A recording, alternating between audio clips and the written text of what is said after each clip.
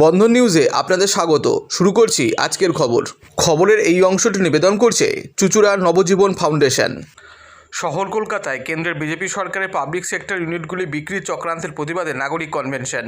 এদিন Kolkata university institute হলে এই প্রতিবাদ মঞ্চে সামিল হন বিভিন্ন সরকারি সংস্থার নেতৃবৃন্দ, সমাজে বিশিষ্ট ব্যক্তি ও সর্বস্তরের প্রতিনিধিরা।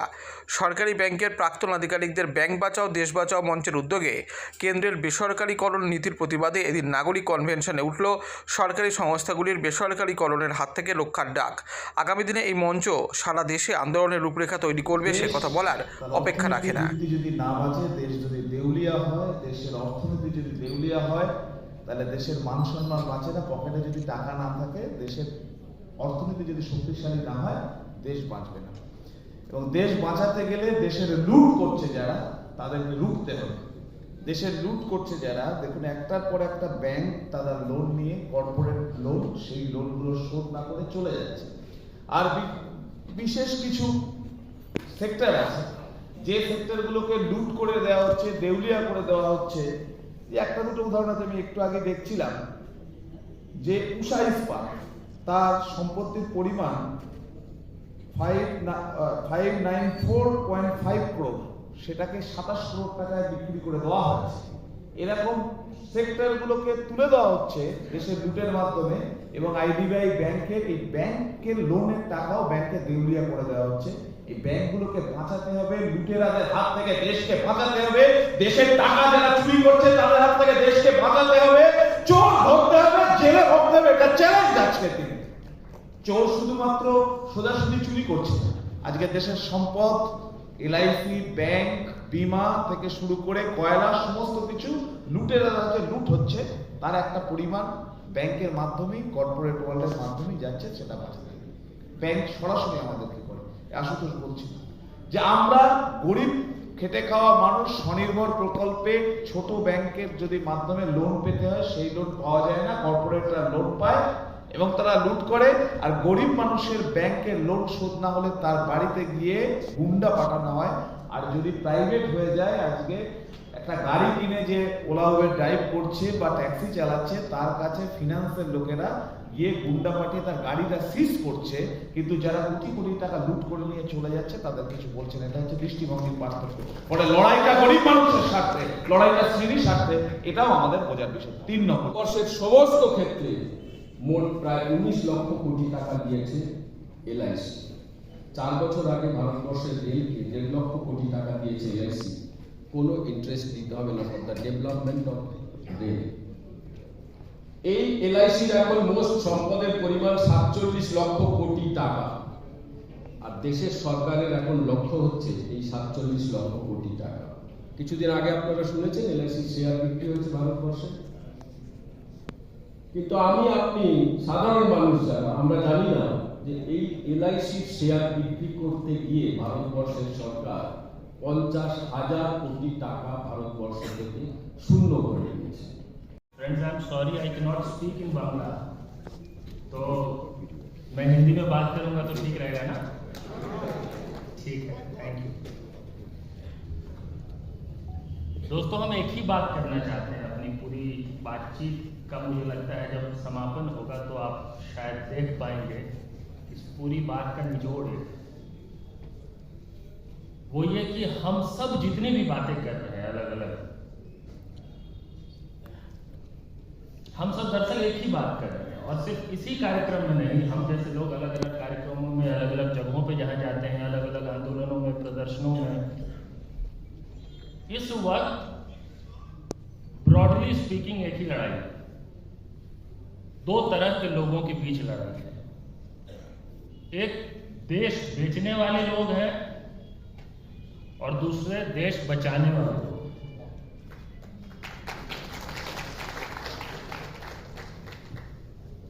पब्लिक सेक्टर्स को प्राइवेटाइज करने की बात हो, किसानों के लिए जो कृषि कानून लाया गया, जो 3 कानून लाए गए जिसके खिलाफ इतना बड़ा आंदोलन हुआ, श्रमिकों के लिए जो लेबर लॉज अमेंड करने की लगातार और कोशिश हो रही है और अमेंडमेंट हो भी रहा है, बेरोजगार युवाओं के लिए अग्निपथ जैसी योजना, और उसके तो कई सारी डिटेल्स और भी कई चीजें ये सब दरअसल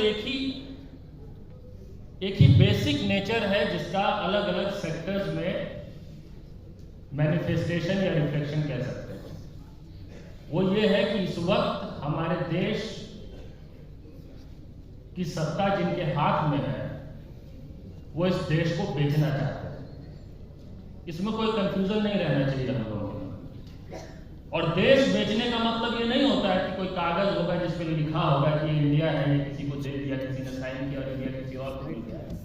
देश बेचने का मतलब ही यही है कि आप पब्लिक सेक्टर बैंक्स को बेचेंगे, उसको बेचने के लिए पब्लिक आर्गुमेंट बिल्ड करेंगे जिसका लॉजिक से कोई संबंध नहीं रहेगा।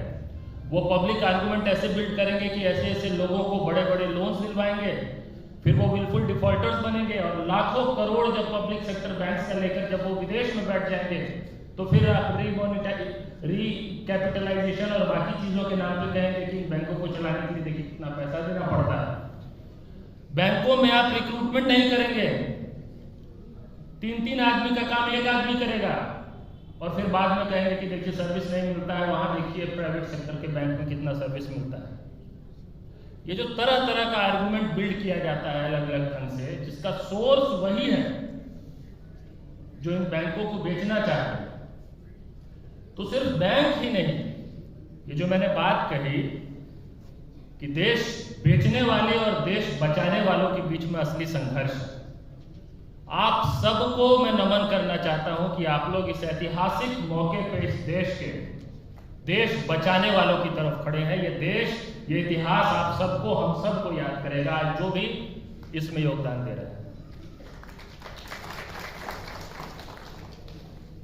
साथियों, अभी कल परसों हमारे प्रधानमंत्री जी ने बड़ी सुंदर बातें कही है बैंक कर्मियों के लिए, खूब तारीफ की है और तारीफ सार ये था कि खूब गर्व किया, बार बार ये कहा कि बहुत गर्व है उनको, बहुत गर्व है उनको, बहुत गर्व है उनको। अब ये गर्व जो है ना, बड़ा मजेदार चीज है। मतलब सरकार जब कुछ ना करे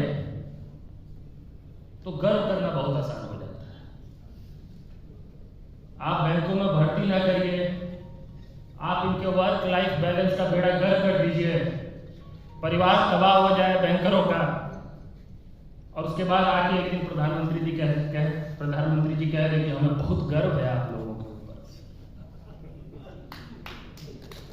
जो चाहिए वो मिलेगा नहीं, आप मांगेंगे तो सुनेंगे नहीं। वो तो चलिए, सौम्या दा, संजय दा ने, आप लोगों ने 2 साल पहले इतनी बड़ी मुहिम शुरू कर दी कि एक बिल था जो बिल्कुल टेबल होने को तैयार था संसद में। बहुत कम ऐसा होता है कि एजेंडा में आ जाए और पार्लियामेंट में टेबल ना हो, और उसको आप लोगों ने रोक दिया था, यहाँ से यात्रा किया था, जंतर मंतर से बड़ा प्रदर्शन किया था, पूरा पब्लिक ओपिनियन बिल्ड किया था कि क्यों बैंकों को बेचना खतरनाक है। लेकिन देखिए, इंपॉर्टेंट ये है, जो मैं कह रहा था कि एक ही बात आपसे करना चाहता हूं मैं, वो ये कि हम सबको समझना पड़ेगा